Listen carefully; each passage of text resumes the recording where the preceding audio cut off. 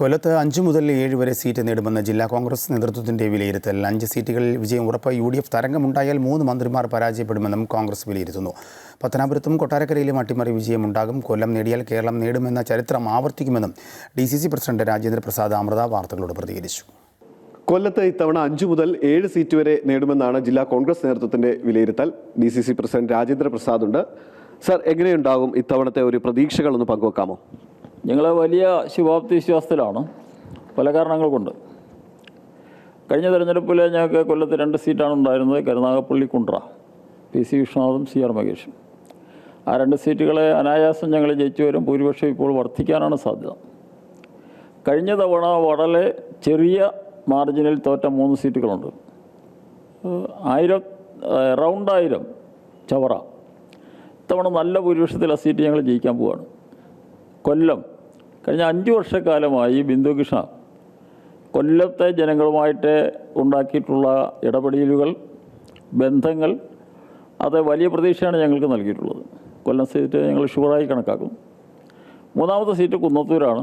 കഴിഞ്ഞ തവണ 2000-നും 3000-നും ഇടയിൽ വോട്ടിന് ഉല്ലാസ് കോവൂർ പരാജയപ്പെട്ട സീറ്റ്. ഉല്ലാസ് കോവൂരിനുണ്ടായ ഒരു പ്രത്യേകത, പരാജയപ്പെട്ടതിന് ശേഷം പൂർണ്ണമായി ആ നിയോജക മണ്ഡലത്തിൽ നിൽക്കുകയായിരുന്നു. ജനങ്ങളുമായിട്ടുള്ള ബന്ധങ്ങൾ, അവരുടെ പ്രശ്നങ്ങളിൽ ഒരു സഹപ്രവർത്തകൻ എന്ന നിലയിൽ, സഹോദരൻ എന്നുള്ള നിലയിൽ അയാൾ ഉണ്ടാക്കിയിട്ടുള്ളൊരു ഇമേജ് മാത്രമല്ല, അവിടെ 25 വർഷക്കാലം തുടർച്ചയായി MLA ആയിരുന്ന LDFിൻ്റെ ജനപ്രതിനിധി. എടുത്തു പറയത്തക്ക ഒരു നേട്ടവും ആ നിയോജകമണ്ഡലത്തിനുണ്ടായിട്ടില്ല. ഒരുപക്ഷെ അദ്ദേഹത്തിൻ്റെ MLA ഫണ്ട്, സ്വാഭാവികമായി ബഡ്ജറ്റിൽ വരുന്ന റോഡുകളുടെ ചില വികസനം, അതൊക്കെ അല്ലല്ലോ. 25 വർഷത്തെ service, it is something great. അതിനനുസരണമായി ഒരു ബാർഗൈനിങ് നടത്തി സർക്കാരിൽ നിന്ന്, അത് 25 വർഷം MLA ആയിരുന്നതിൽ 15 വർഷവും LDF സർക്കാരാണ്, അദ്ദേഹത്തിൻ്റെ മുന്നണിയാണ്. ഒരു നേട്ടവും, എടുത്തു പറയത്തക്ക യാതൊരു നേട്ടവും. അതുകൊണ്ട് ജനങ്ങളുടെ മനസ്സിലൊരു ചിന്ത, അയാളൊന്ന് മാറട്ടെ, ഇത്തവണ ഉല്ലാസം പോകട്ടെ. അത് വലിയ പോസിറ്റീവായി ഞങ്ങൾ കാണുന്നു. അവിടെ ഞങ്ങളെ ജയിച്ചു വരുമെന്നതിൽ സംശയമില്ല. ഞങ്ങൾ പിന്നെ ഞങ്ങളുടെ ഒരു 5+2+2 അതാണ് ഞങ്ങളുടെ ഒരു വിഭജനം. അടുത്ത 2 സീറ്റുകൾ പത്തനാപുരം, പല ഘടകങ്ങളുണ്ട്. അവസാനമുണ്ടായ ചില ആരോപണങ്ങൾ ഞാൻ അതിലേക്ക് കിടക്കുന്നില്ല. പക്ഷേ NSSൻ്റെ നിലപാടുകൾ പത്തനാപുരം, കൊട്ടാരക്കര സീറ്റുകളിൽ ഞങ്ങൾക്ക് വിജയസാധ്യത ഉണ്ടാക്കി തന്നിട്ടുണ്ട് എന്ന് തന്നെയാണ് ഞങ്ങളുടെ നിഗമനം. കൊട്ടാരക്കരയെ സംബന്ധിച്ച് ഐഷാപ്പോറ്റിക്കുള്ള വ്യക്തിപരമായ കുറേ വോട്ടുകളുണ്ട്. ആ വോട്ടുകൾ എത്രമാത്രം വരുന്നു അതിനനുസരണമായി അവരുടെ ഭൂരിപക്ഷം വർദ്ധിക്കും എന്നാണ് ഞങ്ങളുടെ ഒരു കാൽക്കുലേഷൻ. അപ്പോൾ അങ്ങനെ 5 സീറ്റുകൾ കഴിഞ്ഞ 7 സീറ്റുകൾ.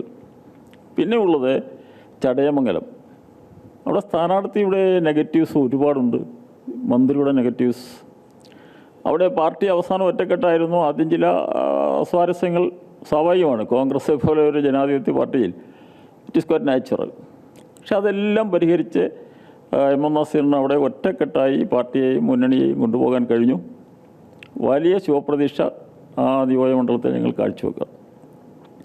പിന്നെ ഉള്ളത് ചാത്തന്നൂരാണ്. ചാത്തന്നൂർ ബെസ്റ്റ് കാൻഡിഡേറ്റ് ആയിരുന്നു സൂരജ് രവി. പാർട്ടിക്കാർക്ക് അക്സെപ്റ്റബിളായിരുന്നു, ജനങ്ങൾക്ക് അക്സെപ്റ്റബിളായിരുന്നു. ത്രികോണ മത്സരമാണ്. ആ വിടവിലൂടെ ഞങ്ങൾ കടന്നു വരും എന്ന ഒരു പ്രതീക്ഷ ഞങ്ങൾക്കുണ്ട്.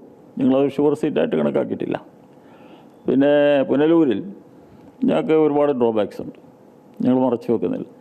ആദ്യമുണ്ടായ സ്ഥാനാർത്ഥി പാർട്ടിയെ സംബന്ധിച്ചുള്ള തർക്കങ്ങൾ, കോൺഗ്രസ്സിന് ആ സീറ്റ് കിട്ടണമെന്നുള്ള പാർട്ടിക്കാരുടെ ഒറ്റക്കെട്ടായ നിലപാട്, അത് കഴിഞ്ഞ് UDF നേതൃത്വം ഒരു തീരുമാനമെടുത്താൽ അതിനോട് ഞങ്ങൾ വഴങ്ങുന്നവരാണല്ലോ. കോൺഗ്രസ്സുകാർ അവസാനം എല്ലാവരും ഒറ്റക്കെട്ടായി ഇറങ്ങി. ഞങ്ങളതൊരു ഷുവർ സീറ്റായി കണക്കാക്കുന്നില്ല. അത്ഭുതങ്ങൾ സംഭവിച്ചാൽ കിട്ടും എന്ന പ്രതീക്ഷയാണ് ഞങ്ങൾക്ക് ആ കാര്യത്തിലുള്ളത്. എന്തായാലും 3 മന്ത്രിമാർ, താങ്കൾ ഈ പറഞ്ഞ കണക്കുകൾ വെച്ച് നോക്കുകയാണെങ്കിൽ 3 മന്ത്രിമാർ ജില്ലയിൽ പരാജയപ്പെടുന്നു, അല്ലെങ്കിൽ പരാജയപ്പെടും എന്നൊരു വിശ്വാസം. അങ്ങനെ സംഭവിക്കുകയാണെങ്കിൽ അതൊരു സർക്കാരിൻ്റെ ഏറ്റവും വലിയൊരു തിരിച്ചടിയല്ലേ? ഇത് ഒരു ആൻറ്റി ഇൻകംബൻസി ആണല്ലോ. ഈ 10 വർഷക്കാലത്തെ ഭരണം എല്ലാവരും വിലയിരുത്തുന്ന പോലെ ആദ്യത്തെ 5 വർഷം വലിയ കുഴപ്പമില്ലാതൊക്കെ മുന്നോട്ട് പോയി. പക്ഷേ അടുത്ത നെക്സ്റ്റ് 5 ഇയർ ഇത്രയധികം ഏകാധിപതിയെ പോലെ പെരുമാറിയ ഒരു മുഖ്യമന്ത്രി, പാർട്ടിയെ ഹൈജാക്ക് ചെയ്ത് സ്വന്തം കയ്യിലൊതുക്കിയ ഒരു മുഖ്യമന്ത്രി, പാർട്ടിക്ക് യാതൊരു സ്ഥാനവുമില്ലായിരുന്നു. ഞാൻ അതിൻ്റെ വിശദാംശങ്ങളിലേക്ക് പോകുന്നില്ല. ജനങ്ങൾക്കുണ്ടായ ബുദ്ധിമുട്ടുകൾ, ക്ഷേമ പെൻഷൻ്റെ കാര്യത്തിൽ വാക്ക് പാലിക്കാത്തവർ എന്ന മുദ്രാവാക്യമാണ് ഞങ്ങൾ മുന്നോട്ട് വെച്ചത്. കഴിഞ്ഞ ബഡ്ജറ്റിൽ 5 വർഷക്കാലത്തിന് മുമ്പുള്ള പ്രകടന പത്രികയിൽ പറഞ്ഞതാണ്. ക്ഷേമ പെൻഷനുകൾ 2500 രൂപയായി വർദ്ധിപ്പിക്കും. 5 ബഡ്ജറ്റുകൾ അവതരിപ്പിച്ചിട്ട് 1 രൂപ വർദ്ധിപ്പിച്ചില്ല. അപ്പോൾ കബളിപ്പിക്കലല്ലേ, കാപട്യമല്ലേ? അവസാനം തദ്ദേശ സ്വയംഭരണ തെരഞ്ഞെടുപ്പിൻ്റെ തൊട്ട് തലേന്ന് കൊണ്ടുവന്ന് 1600 2000 രൂപയാക്കി. അന്ന് അപ്പോഴും 2500 കൊടുത്തില്ല. അപ്പോൾ വാക്കു പാലിക്കാത്ത സർക്കാർ സാധാരണ ജനങ്ങൾ, ഒരുപാട് വിശദീകരിക്കാനുണ്ട്, ഞാൻ അതിന് സമയമില്ലാത്തതുകൊണ്ട് പോകുന്നില്ല. നമ്മുടെ കശുവണ്ടി മേഖല, മത്സ്യത്തൊഴിലാളി മേഖല, അവിടെയൊക്കെ ഉണ്ടായ അപജയങ്ങൾ, തൊഴിലാളികളെ തിരിഞ്ഞു നോക്കാത്ത സർക്കാർ, അവരെ ഒരു തൊഴിലാളി വർഗ പാർട്ടി എന്നുള്ളതിൽ നിന്ന് ഒരു ഡൈവേർഷൻ CPM-നും ഇടതുപക്ഷത്തിനും ഉണ്ടായ കാലഘട്ടമാണ്. അത് ജനങ്ങൾ പ്രതികരിക്കും എന്ന് ഞങ്ങൾ പ്രതീക്ഷിക്കുന്നു. പത്തനാപുരത്തും കൊട്ടാരക്കരയിലും ഉണ്ടാകുന്ന ആ ഒരു വിജയം, പാർട്ടിക്ക് പ്രതീക്ഷിക്കുന്ന ആ ഒരു വിജയം, അത് വലിയൊരു അട്ടിമറി വിജയം തന്നെ ആയിരിക്കില്ലേ? തീർച്ചയായിട്ടും. ഒന്ന്, ഈ 5 വർഷക്കാലത്ത് ധനകാര്യ വകുപ്പ് മന്ത്രിയാണ് KN ബാലഗോപാൽ. ധനകാര്യ വകുപ്പ് സുരക്ഷിതമാണെന്ന് അദ്ദേഹം പറയാൻ ബാധ്യസ്ഥനാണ്. പക്ഷേ എന്തായിരുന്നു ട്രഷറിയുടെ അവസ്ഥ? കടത്തിൽ മുങ്ങിയില്ലേ ഈ സംസ്ഥാനം? ഉമ്മൻചാണ്ടി സാറ് പിരിയുമ്പോഴുണ്ടായിരുന്ന കടവും ഇപ്പോൾ സംസ്ഥാനത്തിലുള്ള കടവും, ഈ കടം വഹിക്കേണ്ടത് മുഴുവൻ ജനങ്ങളല്ലേ? കേരളത്തിലെ ജനങ്ങളാണ് ആ കടത്തിന് ബാധ്യതപ്പെടുന്നത്. അപ്പോൾ 6 ലക്ഷത്തിലധികം കോടി രൂപയുടെ കടമുണ്ടാക്കിയിരിക്കുന്നു. എവിടെ വിനിയോഗിച്ചു? തൊഴിലവസരങ്ങൾ കൂടിയോ? എംപ്ലോയ്മെൻറ്റ് കൂടിയോ? അവർ കൂടിയെന്ന് കണക്ക് പറയുന്നു. പക്ഷേ റിയലിസ്റ്റിക്കായിട്ട് ചിന്തിച്ചാൽ ആ മേഖലയിലൊക്കെ തകർച്ചയാണ് ഉണ്ടായിട്ടുള്ളത്. ഈ ചടയമംഗലത്തെ വിജയം, അത് പാർട്ടിക്ക് ഉള്ളിൽ ചില പ്രശ്നങ്ങളിലൊക്കെ അഭിമുഖീകരിച്ചല്ലെങ്കിൽ അതൊക്കെ തരണം ചെയ്തുകൊണ്ടൊരു വിജയം പ്രതീക്ഷയാണ് ചടയമംഗലത്ത് മുന്നോട്ട് വയ്ക്കുന്നത് അല്ലേ? തീർച്ചയായും. അവിടെ ഇപ്പോൾ ഞങ്ങളുടെ സ്ഥാനാർത്ഥി M. നസീറിനെ പറ്റി പാർട്ടിക്കകത്ത് ചില അഭിപ്രായ വ്യത്യാസങ്ങളുണ്ടായിരുന്നു. പക്ഷേ ഞങ്ങൾക്കത് പരിഹരിക്കാൻ കഴിഞ്ഞു എന്നുള്ളതാണ്. എതിർത്തവർ പോലും അവസാനം നസീറിന് വേണ്ടി സിൻസിയറായി ഇറങ്ങിയിട്ടുണ്ട് എന്നാണ് എൻ്റെ വിലയിരുത്തൽ, DC പ്രസിഡന്റ് എന്നുള്ളതിൽ. അത് ഞങ്ങളെ വിജയത്തിലേക്ക് നയിക്കും. പത്തനാപുരത്ത് വരികയാണെങ്കിൽ കാര്യങ്ങൾ മറ്റൊരു തരത്തിലാണ്. അത് മറ്റു ചില സാഹചര്യങ്ങളാണല്ലോ. NSSൻ്റെ നിലപാട് ഇപ്പോൾ ജാതി മത വർഗീയ വോട്ടുകളല്ല ഞാൻ ഉദ്ദേശിക്കുന്നത്. NSS എന്ന് പറയുന്ന ഒരു സോഷ്യൽ ഫീൽഡിലുള്ള ഒരു സംഘടന, കരുത്തുറ്റ സംഘടന.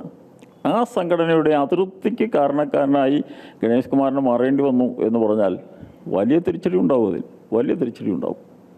ഇതേ ഒരു സാഹചര്യങ്ങളിലൂടെയൊക്കെ തന്നെയാണ് ചാത്തന്നൂരിലും പാർട്ടി വലിയൊരു പ്രതീക്ഷ വെച്ച് പുലർത്തുന്നത്.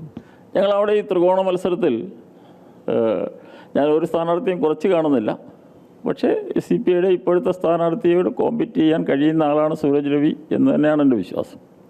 BJPയുടെ സ്ഥാനാർത്ഥി കഴിഞ്ഞ തെരഞ്ഞെടുപ്പിൽ നിന്ന് ഒരുപാട് മുന്നോട്ട് പോകാൻ യാതൊരു സാധ്യതയും ഞാൻ കാണുന്നില്ല. അവിടെയും ചില പ്രശ്നങ്ങളുണ്ട്, അത് പരാമർശിക്കേണ്ട എന്നുള്ളതുകൊണ്ട് ഞാൻ പരാമർശിക്കുന്നില്ല. അപ്പോൾ ആ ഒരു വിടവുണ്ട് അവിടെ. യഥാർത്ഥ ത്രികോണ മത്സരം നടക്കുന്നത് ചാത്തന്നൂരാണ്, മറ്റൊരിടത്തും ത്രികോണ മത്സരമില്ല. അപ്പോൾ ആ ത്രികോണ മത്സരത്തിൻ്റെ വിടവ് ഞങ്ങൾക്ക് അനുകൂലമാകും എന്ന പ്രതീക്ഷ.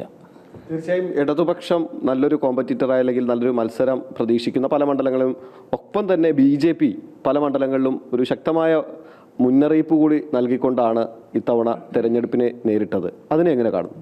ഇല്ല, BJPയെ പറ്റി ഞങ്ങളുടെ ഒരു കാൽക്കുലേഷൻ, എന്തിന് ഇത്രയും അധികം പണം ചെലവഴിക്കുന്നു, എന്ത് ആർഭാടമാണ്. ഇപ്പോൾ എൻ്റെ നിയോജകമണ്ഡലമാണ് കുന്നത്തൂരിൽ. അവിടെ ഏറ്റവും കൂടുതൽ പോസ്റ്ററുള്ളത്, ഏറ്റവും കൂടുതൽ ബോർഡുകളുള്ളത്, ഏറ്റവും കൂടുതൽ ചുവരെഴുത്തുള്ളത് BJPയുടെ സ്ഥാനാർത്ഥിക്കാണ്. ജയിക്കുന്നവർ അവകാശപ്പെടുത്തില്ലല്ലോ.